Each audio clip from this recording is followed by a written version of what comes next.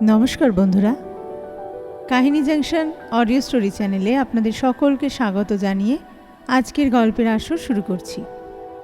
যে সকল শ্রোতা বন্ধুরা এখনও আমার চ্যানেলটি সাবস্ক্রাইব করেননি, ভিন্ন স্বাদের নিত্য নতুন গল্প শুনতে অবশ্যই চ্যানেলটি সাবস্ক্রাইব করে রাখবেন।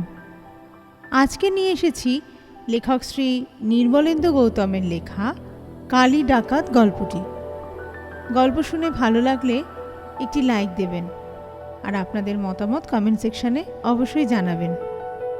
তাহলে চলুন আজকের গল্প শুরু করি। সে যে ডাকাত সর্দার, যার নাম কালী ডাকাত, তার মুখ কিন্তু আজ পর্যন্ত কেউ দেখতে পায়নি। না পাবার কারণও আছে। সে যখন ডাকাতি করতে আসে তখন তার পুরো মুখ ঢাকা থাকে কালো কাপড়ে। শুধু আগুনের গোলার মতো তার চোখ দুটো দেখা যায়।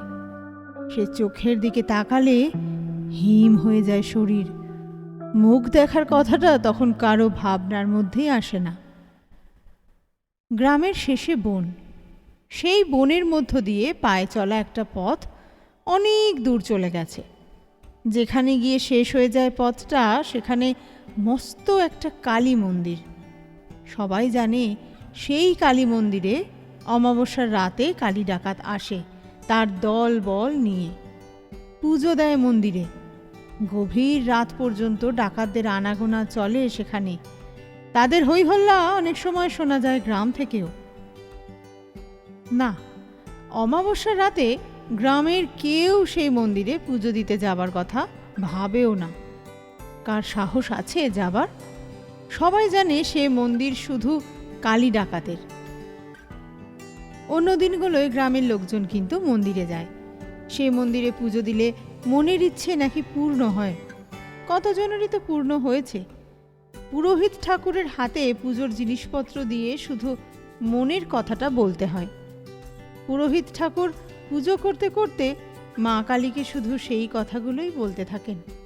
ব্যাস, 2-4 দিনের মধ্যেই পূর্ণ হয়ে যায় মনের ইচ্ছেটা। গ্রামের কারো ছেলের অসুখ, কিন্তু ডাক্তার দেখাবার ক্ষমতা নেই। অথচ কেউ জানে না কেন ডাক্তারবাবু এসে যাবেন, একটা পয়সাও নেবেন না তিনি।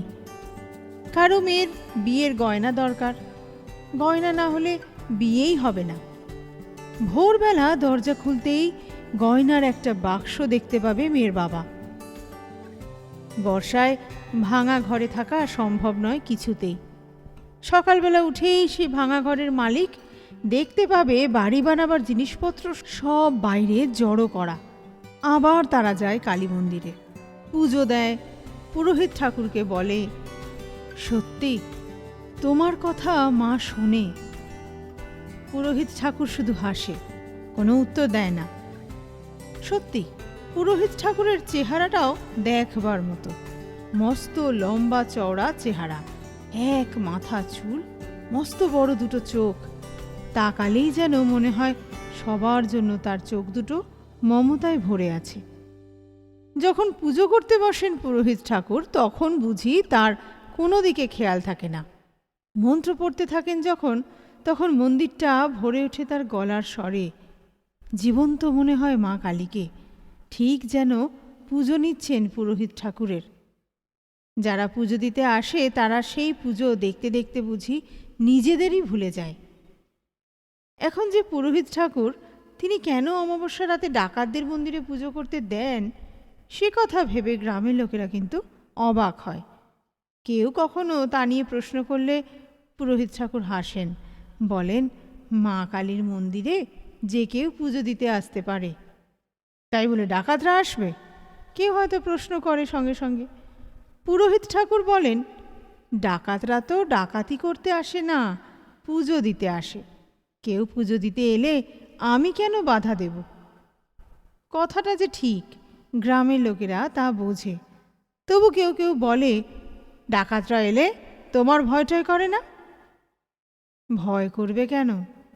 তারা তো আর ডাকাতি করতে আসে না, আসে পুজো দিতে।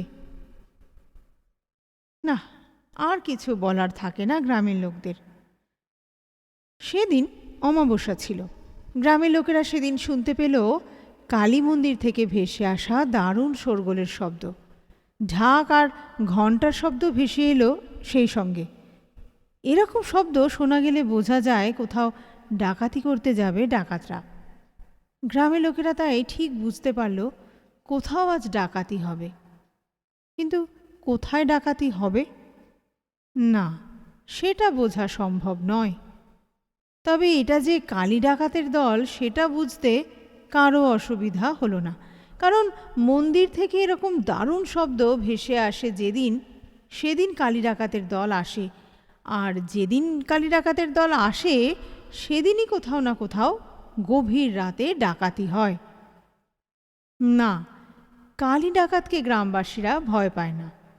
ভয় না পাবার কারণ, কালী ডাকাত কখনো অন্যায়ভাবে মানুষের ক্ষতি করে না। যেখানে অন্যায় অত্যাচার, কালী ডাকাত সেখানেই তার দলবল নিয়ে যায়। আর যেখানে কালী ডাকাত যায় সেখানে কেউ তাকে বাধা দেয় না, দেওয়ার ক্ষমতা থাকে না। কালী ডাকাত যে কোথায় থাকে, কিভাবে থাকে, সেটা কিন্তু কেউ জানে না। মন্দিরে পুজো দিতে আসে কোন পথে, তাও কেউ জানে না। মন্দিরের পুরোহিত ঠাকুরকে জিজ্ঞেস করলে সে বলে, সে কোথায় থাকে, কোন পথে আসে, তা আমি কি করে জানবো? সে আসে, পুজো দেয়, তারপর দলবল নিয়ে চলে যায়। তার মনের ইচ্ছেটা তোমায় বলে না কখনো? কেউ যখন একথা জিজ্ঞেস করে তখন পুরোহিত ঠাকুর বলেন, নিশ্চয়ই বলে। কেউ তখন প্রশ্ন করে, তার মনের ইচ্ছেটা কি? তার মনের ইচ্ছে সবার দুঃখ দূর হোক, পুরোহিত ঠাকুর বলেন। গ্রামের সবাই তাই জানে কালী ডাকাত সাধারণ ডাকাত নয়। তাই তার ডাকাতির খবর যখন আসে তখন কিন্তু সবাই বুঝতে পারে কালী ডাকাত ডাকাতি করলেও খারাপ কিছু করেনি। সেদিনও মধ্যরাতে ডাকাতদের পুজোর হৈহট্টগোল থেমে গেল। গ্রামের যারা জেগেছিল তারা বুঝতে পারল কালী ডাকাত এবার বেরিয়েছে ডাকাতি করতে। কাল সকালেই খবর আসবে কোথায় তারা ডাকাতি করতে গিয়েছিল। সকালের অপেক্ষায় সময় কাটাতে থাকলো তারা। সকালবেলা সত্যি সত্যি খবর এলো কালী ডাকাতের ডাকাতির। জমিদার রামনারায়ণ একদল লেঠেল নিয়ে খাজনা আদায় বেরিয়েছিলেন দিন কয়েক আগে। গোটা কয়েক গ্রামে খাজনা আদায়ের নামে প্রায় লুটতরাজ করে ফিরেছিলেন। কান্নাকাটিতে ভরে উঠেছিল গ্রামগুলি। গ্রামবাসীদের কিচ্ছু করার ছিল না। একে জমিদার, তাতে দশাশই চেহারার সব লেঠেল। সেই লেঠেলদের হাতের লাঠি ভারী নির্মম। যেখানে সেটা নামে সেখানেই নির্মমভাবেই নামে। সেই লাঠির বিরুদ্ধে মাথা তোলার সাহস কারও নেই। তাই গ্রামবাসীরা অসহায়ভাবে মার খেয়েছে লেঠেলদের হাতে। সেই খবর এসেছিল কালী ডাকাতের কাছে। কালী ডাকাতের শোধ নেবার জন্য বেরিয়েছিল জমিদার রামনারায়ণের বাড়িতে ডাকাতি করতে। গভীর রাতে জমিদার বাড়িতে যখন দলবল নিয়ে ঝাঁপিয়ে পড়েছিল কালী ডাকাত, তখন লেঠেলরাই লাঠি নিয়ে বাধা দিতে ঝাঁপিয়ে পড়েছিল। কিন্তু কালী ডাকাতের দলের সঙ্গে তারা পারবে কি করে? সবার সামনে ছিল কালী ডাকাত। সে একাই 50 জন লেঠেলের সামনে দাঁড়িয়েছিল তার হাতের লাঠি তুলে। না, বেশি সময় লাগেনি। বলতে গেলে চোখের পলকেই 50 জনের হাতের লাঠি ছিটকে পড়েছিল দূরে। মাটির ওপর আছড়েও পড়েছিল অনেকেই। বাকিরা পালাতে চেষ্টা করেছিল, কিন্তু পালাতে পারেনি কেউ। কালী ডাকাতের দলের ডাকাতরা তাদের পালাতে দেয়নি। কালী ডাকাত নিজের হাতেই লেঠেলদের হাতগুলো এমনভাবে ভেঙে দিয়েছে যাতে তারা আর কোনো দিন লাঠি ধরতে না পারে। না, জমিদার রামনারায়ণকে তারা প্রাণে মারেনি। তার হাত পা বেঁধে মস্ত গেটে ঝুলিয়ে দিয়েছিল। তার আগে অবশ্য তার গলার ওপর মস্ত রামদাখানা চেপে ধরে বলে দিয়েছে, আর যদি খাজনা আদায় করতে কেউ সেই গ্রামগুলোতে যায় তাহলে সেখান থেকে আর কেউ ফিরবে না। খাজনার সঙ্গে যা যা লুটপাট করে নিয়ে এসেছে লেঠেলরা, তার 10 গুণ জিনিস বাড়ি থেকে তুলে নিয়ে ফেরার সময় সেই সব গ্রামে রেখে এসেছে কালী ডাকাতের দলের লোকেরা। এত সব করতে গিয়ে কালী ডাকাত নাকি এবার মাথায় আঘাত পেয়েছে। জমিদার বাড়ির কয়েকজন প্রাণের ভয় লুকিয়েছিল। তারা দেখেছে কপাল দিয়ে রক্ত ঝরছে কালী ডাকাতের। কালী ডাকাতের মাথায় আঘাত লাগার কথাটা শুনে অবশ্য গায়ে সবাই দুঃখ পেল। এমন যে ডাকাত, তার আঘাত পাওয়ার কথায় দুঃখ পাওয়াই তো উচিত। সারাদিন ধরে এই গল্প গ্রামের রাস্তায়, মাঠে ঘাটে, পুকুর পাড়ে চলল। সবাই জানে নতুন কোনো ঘটনা যতক্ষণ না ঘটবে ততক্ষণ এই গল্পই চলবে গ্রামে। এমন খুশির গল্প আর কি হতে পারে? জমিদার রামনারায়ণের বাড়িতে ডাকাতির দুদিন পর গ্রামের দুজন ভোর ভোর সময় কালী মন্দিরে পুজো দেবার জন্য রওনা হলো। জঙ্গলের পথ পেরিয়ে যখন তারা এসে পৌঁছলো কালী মন্দিরে, তখন সকালের রোদে ভরে উঠেছে চারিদিক। ধূপধুনোর গন্ধে ভরে উঠেছে মন্দির প্রাঙ্গণ। তারা এসে দাঁড়ালো মা কালীর সামনে, গড় হয়ে প্রণাম করলো। প্রণাম করে উঠে ঘুরে দাঁড়ালো পুরোহিত ঠাকুর দাঁড়িয়ে। মাথায় তার মস্ত একটা ফেটটির একটা জায়গা রক্তে ভেজা। চমকে উঠল দুজন। মাথা ফাটলো কি করে পুরোহিত ঠাকুরের? একজন কথাটা জিজ্ঞেস করলো পুরোহিত ঠাকুরকে। হাসলেন পুরোহিত ঠাকুর, বললেন, জেনে কি হবে? দুজন দুজনের দিকে তাকালো। কি ভাবছো? পুরোহিত ঠাকুর জিজ্ঞেস করলেন এবার। ফের দুজন তাকালো পুরোহিত ঠাকুরের দিকে।